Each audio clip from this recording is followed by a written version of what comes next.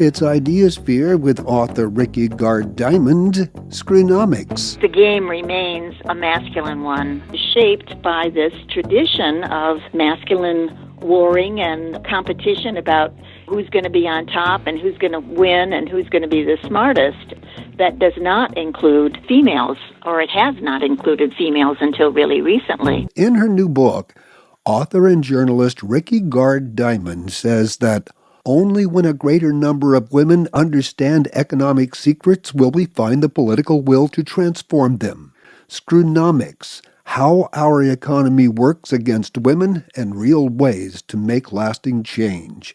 In an effort to open the dialogue, Diamond translates economic history, terms, and definitions that she says disadvantage women. In doing so, she introduces her readers to new countering ideas and solutions. Not only that, but Diamond makes economics fun. And she joins me for this program. Ms. Diamond, thank you so much for taking this time. Well, Guy, thanks for having me.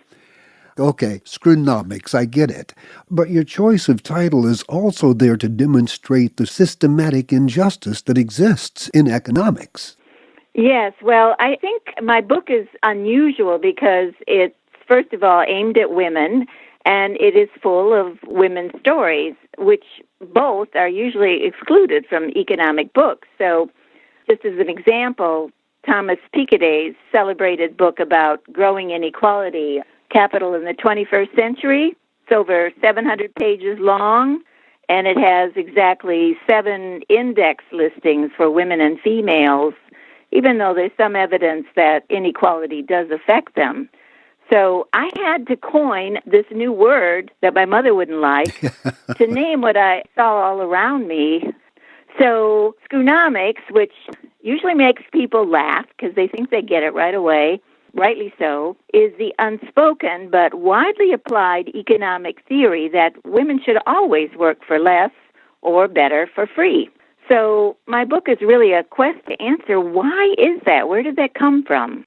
You also have a phrase I'd not run into before, economan. Well, economan is a social construct. He's basically what Andrea Dworkin said about money, which was money talks, but it talks in a male voice.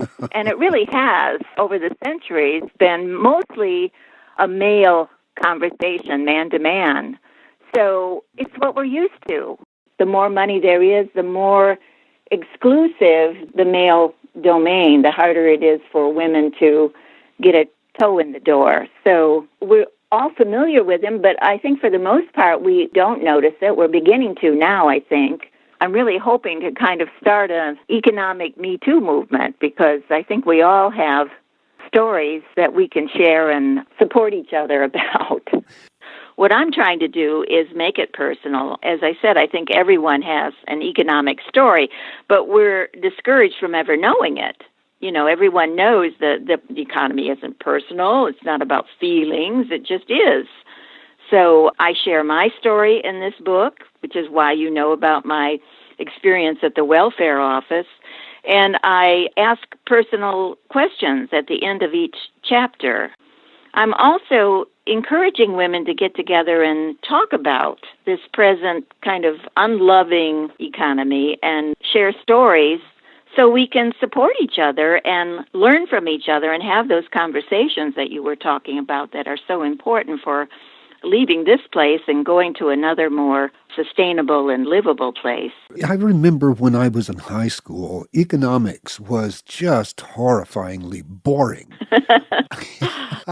But I still learned something from it, and I never thought about the language that's used can be off-putting in itself.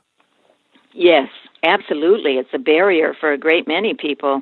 And I think language is really important to my critique because I think we need to create new language and new metaphors. The wealthy do it all the time. They're renaming the inheritance tax, for instance, renaming it the death tax. Suddenly we feel differently about it. So language is really important and has all kinds of connotations. And I think it's important because not only does language communicate, but it shapes how we think about things. Ms. Diamond, we could go on. I could continue this conversation. It's been so much fun. Oh, good. I'm glad. Well, that's really what I want from this book, is for people to enjoy it. I mean, economics continues to be a dry subject, but really you should talk about it with your friends and have a glass of wine and make it a more personal subject by seeing your own connection to what's going on. I've been speaking with Rickey Gard Diamond. The book is Screwnomics, screwnomics.org.